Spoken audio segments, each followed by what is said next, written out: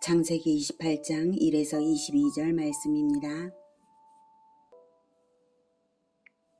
28장. 이삭이 야곱을 불러 그에게 축복하고 또 당부하여 이르되, 너는 가나안 사람의 딸들 중에서 아내를 맞이하지 말고 일어나 밧단 아람으로 가서 내 외조부 부두엘의 집에 이르러 거기서 내 외삼촌 라반의 딸 중에서 아내를 맞이하라. 전능하신 하나님이 내게 복을 주시어 내가 생육하고 번성하게 하여 내가 여러 족속을 이루게 하시고 아브라함에게 허락하신 복을 내게 주시되 너와 함께 내 자손에게도 주사 하나님이 아브라함에게 주신 땅 곧 내가 거류하는 땅을 내가 차지하게 하시기를 원하노라. 이에 이삭이 야곱을 보내매 그가 밧단 아람으로 가서 라반에게 이르렀으니 라반은 아람 사람 부두엘의 아들이요 야곱과 에서의 어머니 리브가의 오라비더라. 사랑하는 형제 여러분, 3월 28일 월요일 저녁 목상에 오신 것을 환영합니다. 장자권을 가로챈 일로 야곱은 에서를 피해 도망쳐야 했고, 아버지 이삭은 리브가의 조언대로 야곱을 밧단 아람의 라반에게 보내는데요. 라반의 딸들 중에서 아내를 얻으라는 명령을 주며 축복하여 보냅니다. 밧단 아람은 하란의 다른 이름입니다. 이삭이 1절에서 가나안 사람의 딸들 중에서 아내를 맞이하지 말라는 말은 언약 안에서 믿음으로 결혼하라는 말입니다. 가나안 족속은 심판당할 족속이기 때문에 그렇습니다. 에서는 이미 심판당할 족속, 헷 족속의 두 여자와 중혼을 했죠. 에서가 이삭이 야곱에게 당부하는 이 말을 엿들었어요. 6절부터 에서가 본즉 이삭이 야곱에게 축복하고 그를 밧단 아람으로 보내어 거기서 아내를 맞이하게 하였고 또 그에게 축복하고 명하기를 너는 가나안 사람의 딸들 중에서 아내를 맞이하지 말라 하였고 또 야곱이 부모의 명을 따라 밧단 아람으로 갔으며 에서가 또 본즉 가나안 사람의 딸들이 그의 아버지 이삭을 기쁘게 하지 못하는지라. 이에 에서가 이스마엘에게 가서 그 본처들 외에 아브라함의 아들 이스마엘의 딸이요 느바요의 누이인 마할랏을 아내로 맞이하였더라. 에서가 나름 살펴보니 자기의 아내들이 자기 아버지 이삭에게 기쁨이 되지 못하는 것을 그제야 알아차리기는 했는데요. 그 이유는 제대로 알아차리지 못해요. 그럴 수밖에 없죠. 에서 자신이 언약을 믿지 않으니 언약적 사고방식을 가질 수가 없어서 이삭의 마음을 전혀 알지 못합니다. 그래서 자기 나름으로는 시아버지를 기쁘시게 할 만한 더 나은 여자를 데려오면 되지 않을까 이렇게 생각하고 중혼이 모자라서 또 결혼을 했어요. 어둠에 어둠을 더하고 어리석음이 덕지덕지 쌓이는 꼴일 뿐이죠. 결혼으로 문제를 해결할 것이 아니라 에서 자신이 회개하여 언약 안으로 들어와 믿음을 가지면 될 일인데 말이죠. 자기 자신의 믿음이 가장 근본적인 문제인 것이지 불신 결혼이나 중혼이 더 근본적인 문제가 아닌 것입니다.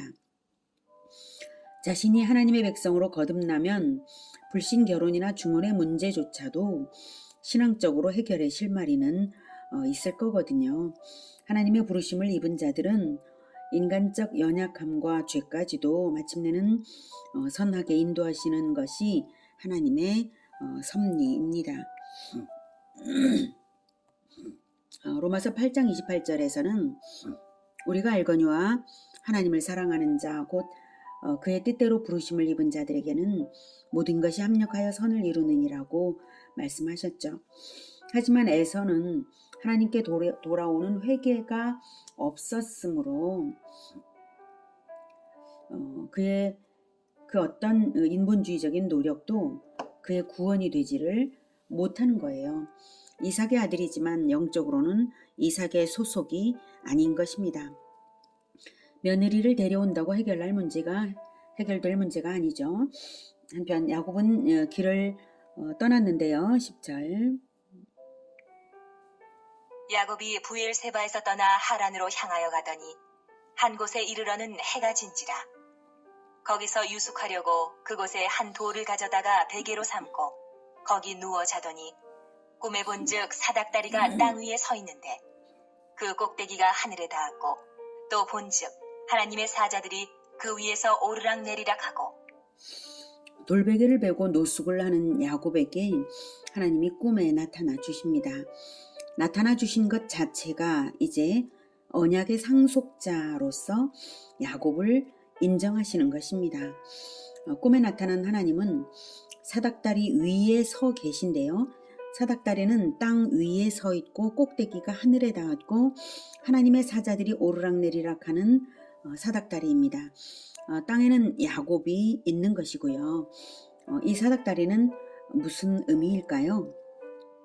이 사닥다리는 땅과 하늘을 연결하는 소통의 사닥다리입니다.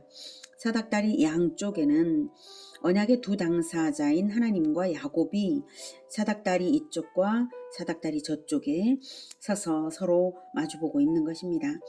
사닥다리 위로 오르락내리락 하는 하나님의 사자들은 소통을 위해 섬기는 천사들입니다. 그 사닥다리 위에서 언약의 하나님이 언약 백성의 새로운 대표자인 야곱에게 언약을 재확인해 주십니다. 13절.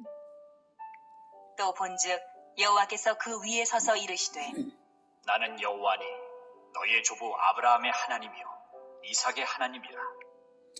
언약을 받은 선조의 이름을 말씀하시면서 그 언약을 주신 당사자인 하나님이라고 자기를 밝히십니다. 조부에게 언약한 것을 다시 확인시켜 주려고 나타나신 것입니다. 언약을 반드시 이루실 것이 강력한 메시지로 함께 전달되는 순간이죠. 내가 누워있는 땅을 내가 너와 내 자손에게 주리니.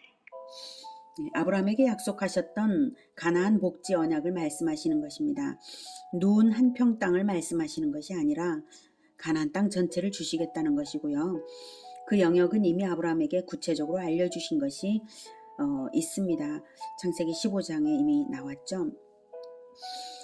너뿐만 아니라 내 자손에게 주리라 하셨으니 언약을 대물림하라는 메시지가 전달이 되고요. 14절. 내 자손이 땅에 티끌같이 되어 내가 서쪽과 동쪽과 북쪽과 남쪽으로 퍼져나갈지며 땅의 모든 족속이 너와 내 자손으로 말미암아 복을 받으리라. 아브라함에게 주신 언약 그대로 복된 언약을 갱신해 주고 계십니다. 15절. 내가 너와 함께 있어 내가 어디로 가든지 너를 지키며 너를 이끌어 이 땅으로 돌아오게 할지라. 내가 내게 허락한 것을 다 이루기까지 너를 떠나지 아니하리라 하신지라. 동행과 보호와 귀향과 언약의 완전한 성취를 약속하십니다. 야반도주하듯 떠나는 야곱의 불안한 나그네 마음에 얼마나 큰 위로가 되었겠습니까? 우리 모두에게 필요한 위로와 약속입니다. 그런데 우리가 이미 그 위로와 약속을 받은 줄 알고 계십니까? 우리가 돌아갈 본향은 천국이고요. 역사의 끝 시간에는 새하늘과 새 땅으로 들어갈 것입니다. 우리에게 주신 예수님의 약속이 하나님의 이 말씀과 비슷하죠. 새하늘과 새 땅에 들어갈 때까지 하늘과 땅의 모든 권세로서 우리와 세상 끝날까지 함께 하신다고 약속하셨습니다. 모든 민족 제자와의 삶을 사는 자들에게 말입니다. 네, 오히려 야곱이 받고 있는 그 약속보다 우리에게 주신 것이 훨씬 더 놀라운 약속이지 않습니까? 예수님의 약속과 하나님의 약속은 다 하나로 통일된 것입니다.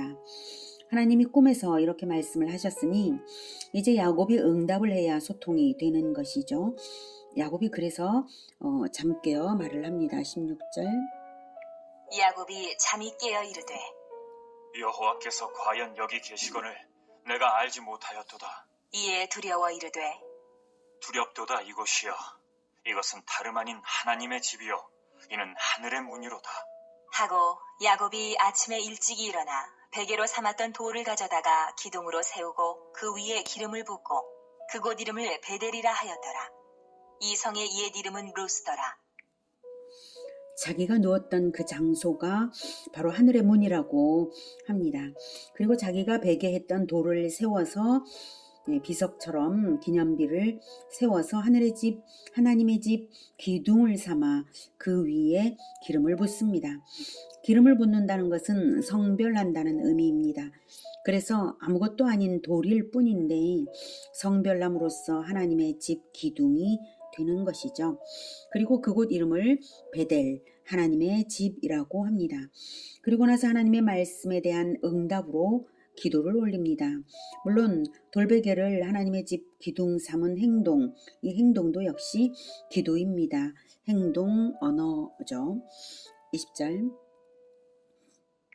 야곱이 서원하여 이르되 하나님이 나와 함께 계셔서 내가 가는 이 길에서 나를 지키시고 먹을 떡과 입을 옷을 주시어 내가 평안히 아버지 집으로 돌아가게 하시오면 여호와께서 나의 하나님이 되실 것이요 내가 기둥으로 세운 이 돌이 하나님의 집이 될 것이요 하나님께서 내게 주신 모든 것에서 10분의 1을 내가 반드시 하나님께 드리겠나이다 하였더라. 동행과 보호와 공급과 귀향을 조건적으로 부탁드리며 하나님의 백성이 되겠다고 한 것입니다. 하나님이 이미 약속하신 것들이죠. 야곱은 공급받는 것의 의미를 좀 더 부여한 듯한데요.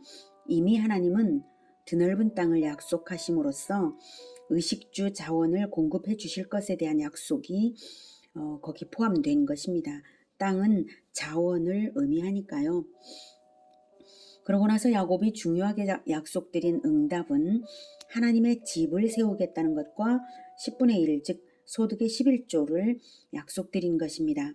이렇게 해서 언약 백성의 의무는 하나님의 집을 세우는 것과 11조를 드리는 것입니다. 이때 오해하지 마실 것은 하나님의 집을 세우는 것을 건축이라고만 생각해서는 안 된다는 것입니다. 오히려 건축이 아니죠. 하나님의 집은 교회 공동체입니다. 물론 교회 공동체의 예배와 교제를 위해서는 건물이 필요합니다만 건축을 반드시 해야 하는 것이 아니죠. 예수님이 건축은 하지 않으셨고 오직 진정한 하나님의 집인 교회 공동체를 탄생시키기 위해 전심전력으로 일하셨습니다. 아무튼 중요한 것은요. 아브라함에게 주신 하나님의 언약을 이삭을 이어서 야곱이 이제 언약의 대표가 되었다는 것은 아브라함에게 명하신 계명을 야곱이 지켜야 한다는 것이죠. 그처럼 야곱이 하나님께 서원해 드린 것을 야곱의 후손들과 믿음의 후손들은 지켜야 언약 안으로 들어오는 것이라는 사실입니다. 하나님의 언약을 잘 살펴보십시오. 그것은 하나님의 일방적 약속으로 표현은 되었지만 받는 자의 받는 행위가 반드시 있어야 받는 것입니다. 야곱이 가나안 땅을 떠나고 있는 마당이므로 다시 돌아오지 않는다면 언약 백성이 아닌 것이고 자기 후손에게 언약을 물려주지 않으면 언약 백성이 아닌 것이죠. 귀향과 제자화의 행위로 응답되어야 합니다.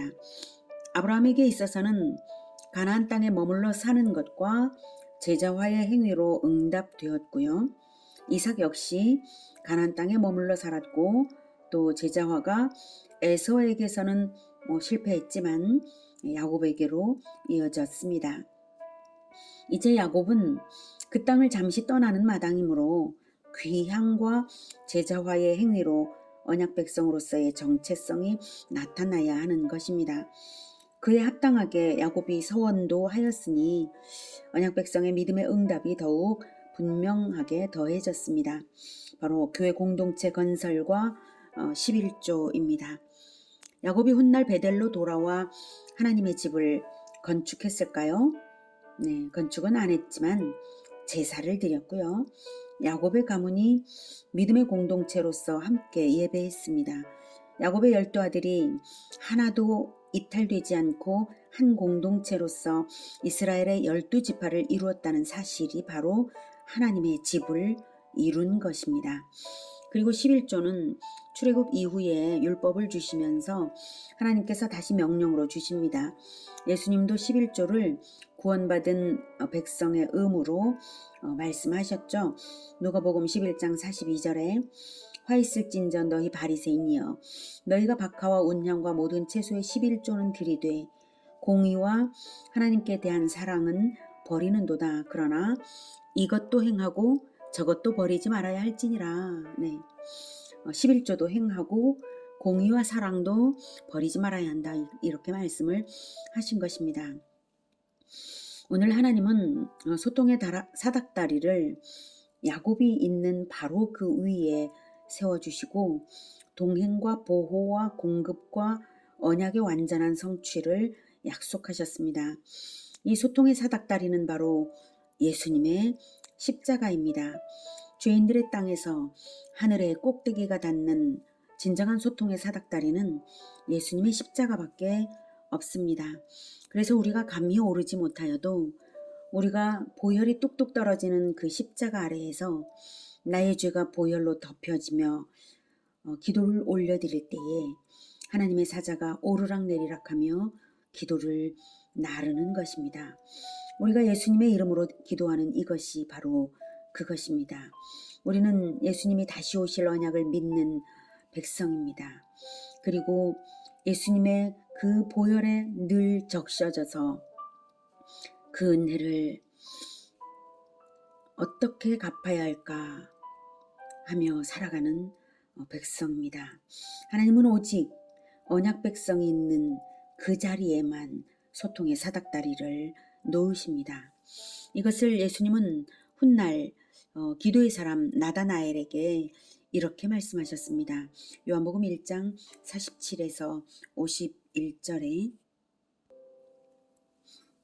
예수께서 나다나엘이 자기에게 오는 것을 보시고 그를 가리켜 이르시되 보라 이는 참으로 이스라엘 사람이라 그 속에 간사한 것이 없도다. 나다나엘이 이르되 어떻게 나를 아시나이까? 예수께서 대답하여 이르시되 빌립이 너를 부르기 전에 네가 무화과 나무 아래에 있을 때에 보았노라. 나다나엘이 대답하되 랍비여 당신은 하나님의 아들이시요 당신은 이스라엘의 임금이로소이다. 예수께서 대답하여 이르시되 내가 너를 무화과 나무 아래에서 보았다 함으로 믿느냐? 이보다 더 큰 일을 보리라. 또 이르시되 진실로 진실로 너희에게 이르노니 하늘이 열리고 하나님의 사자들이 인자 위에 오르락 내리락 하는 것을 보리라 하시니라. 무화과 나무 아래에 있을 때에 나다나엘이 혼자 기도한 것을 그 기도 내용까지 알고 말씀하시자 나다나엘이 깜짝 놀라서 당신은 하나님의 아들이시오 당신은 이스라엘의 임금이로소이다 라고 고백을 했어요. 그러자 예수님은 이보다 더 큰 일, 그 기도를 안다고 그걸 가지고 놀라냐 이거죠. 이보다 더 큰 일, 즉 십자가로 인한 대속의 완성으로 인하여서 예수 이름으로 드리는 기도가 활짝 열린 하늘문으로 날라지는 것을 체험하게 될 것이라고 말씀을 하신 것입니다.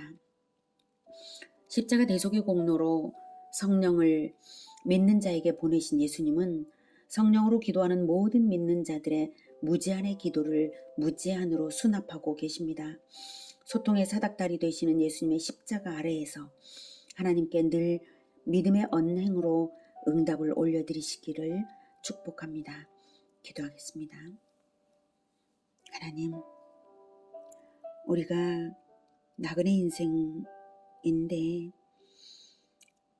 세상 성공을 위하여 사는 것이 아니라 선교적인 삶을 사는 그러한 나그네들이 되게 하여 주시옵소서. 야곱처럼 돌베개 배는 베고 자는 고난이 있을지라도 하나님, 우리 주 예수님께서 우리와 세상 끝날까지 모든 민족 제자화를 수행하는 예수 제자들과 하늘과 땅의 모든 권세로서 함께 하신다는 그 약속을 주셨으니 정말 감사합니다. 늘 우리의 기도를 수납하여 주시는 것을 믿습니다. 예수님의 이름으로 기도 드릴 수 있게 하여 주시니 너무나 감사합니다. 우리가 예수님의 이름으로 드리는 이 모든 기도를 하나님 다 응답하시고 우리의 삶이 예수님의 이름으로 살아가는 그러한 삶이 되게 하여 주시옵소서. 그리고 하나님의 집을 이루고 그리고 늘 하나님께 온전한 언약 백성으로 서게 하여 주시며 소통이 충만한 우리가 되게 하여 주시옵소서. 예수님의 이름으로 기도드립니다. 아멘. 이어지는 시간은 개인 기도 시간입니다.